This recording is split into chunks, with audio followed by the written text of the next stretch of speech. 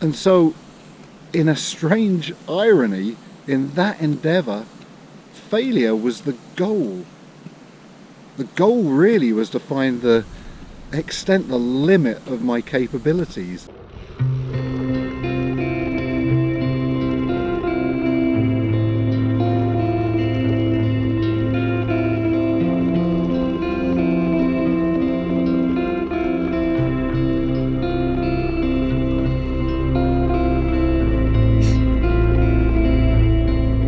So this is actually a pretty good spot to show you, but this area, Holland Marsh, is surrounded by fairly low hills. They're quite steep, but they are low on all sides.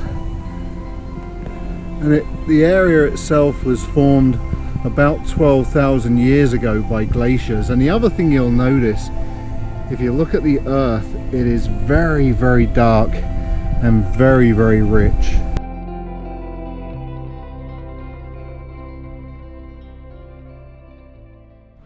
In the summer, there is an overwhelming aroma of onions around here, because not that that's the only crop, but it's one of the main crops, and it's actually surprisingly very, very nice.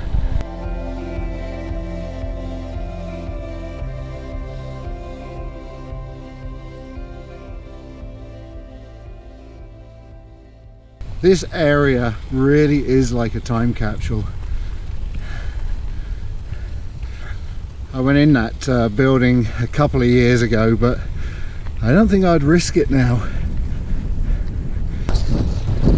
In a recent video I was talking about failure and all the many times in my life that I've failed, and I sort of concluded then that if you never push yourself, then you're never going to fail. But I think it's a little bit more than that. I think there's more to be gained from failure. And so I was thinking about this a lot on recent rides, and I thought about all of the many times in life when I've failed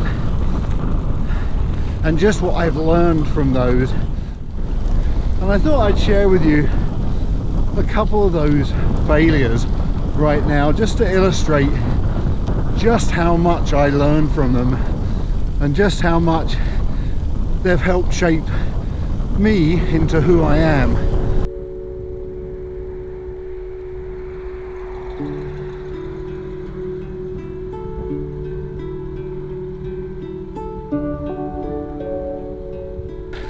For the first failure, we have to go way back, 44 years back, in fact, to when I was a 14-year-old.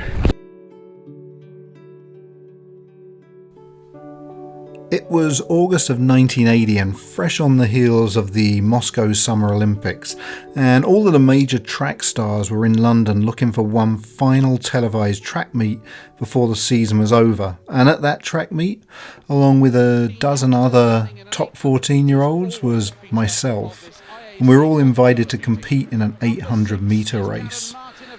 I'd been training hard with a group of mostly older lads for a number of years, and this race was the culmination of that. In the end, I ran a tactically awful race, but ended up giving a pretty good account of myself and finishing fourth. With the success of this performance, I made it my goal as a 14-year-old to become an international athlete.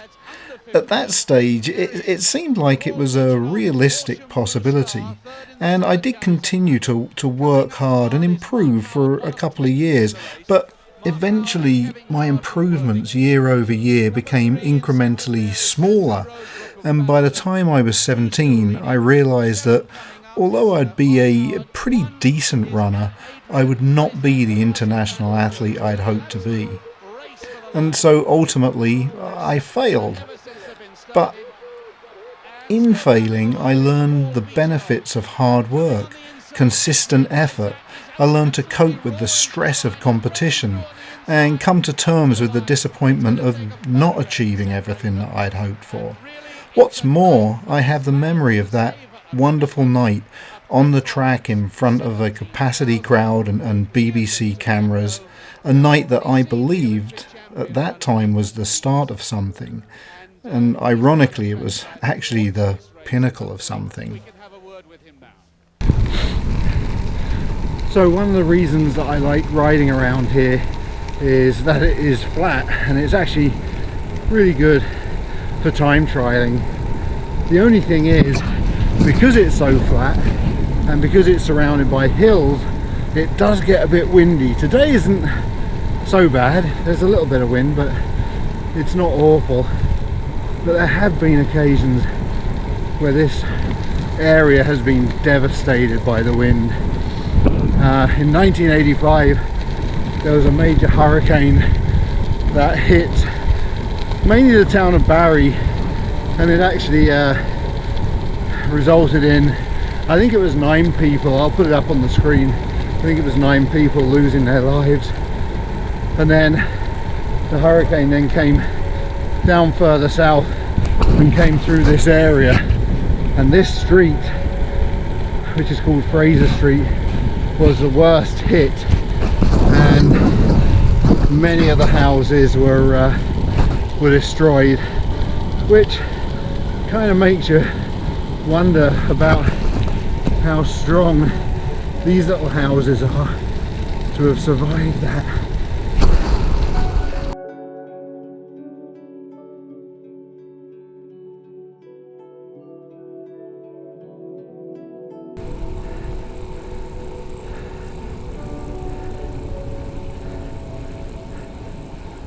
The second failure I'm going to mention is much more recent and occurred when I was a new resident in Canada.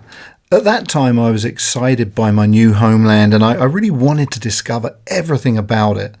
Not long after arriving in Canada, I had the opportunity to live and work in the Arctic, and this would involve driving across the country and then living in a small village called Sigachik, where I would teach in their high school.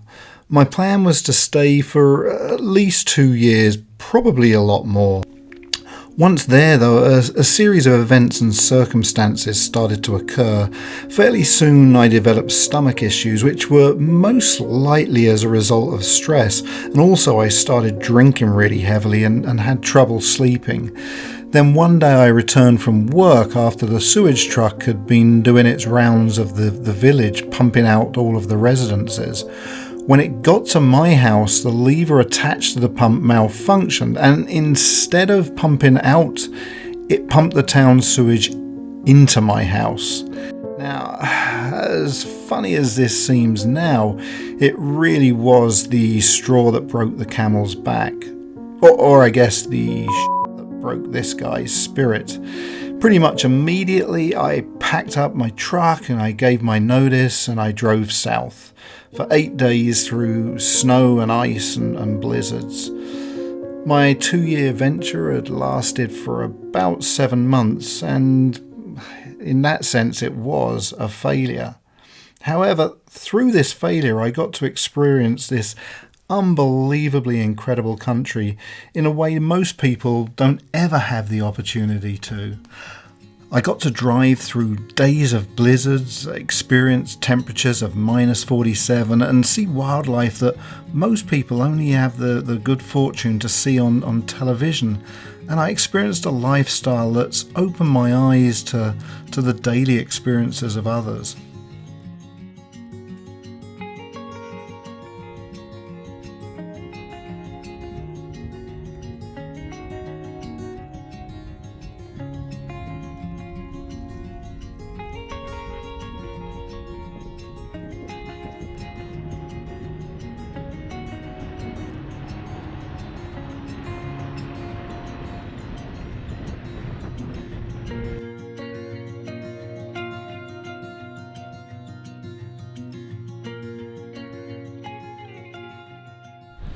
I want to leave you with a final thought. One of the greatest endeavours of my life, which I think would have to go down as a success, is my ultra-marathon running career. And that actually came to an end not because of my cardiac arrest, but because of injury. And I remember when I started that journey, I did a 30-kilometer race. My goal was to do a 50-kilometer race. So I did a 30-kilometer race, and I did that quite comfortably. So then I tackled the 50-kilometer race, and I did that comfortably as well. And I did a series of 50-kilometer races, all not with relative ease, but all relatively comfortably. And then my next goal was to do a 50-mile race, and I did that, and I came storming down the finish line, and I thought, yeah, this is great. I want to push this further. So had I not got injured, I would have done a 100-kilometer race, and if I'd have accomplished that, I would have done a 100-mile race. And then beyond that, if I'd achieved that, I probably would have pushed it on further until I failed. And so, in a strange irony, in that endeavour, failure was the goal. The goal really was to find the extent, the limit of my capabilities, the limit of what I was physically capable of. Anyway, I do hope you've enjoyed this video. I hope it's shown you that being a loser isn't always such a bad thing. Please remember, if you have enjoyed it, hit the like button, subscribe to the channel, hit that bell icon so you're notified of any upcoming videos of mine, and I look forward to seeing you all on the next ride.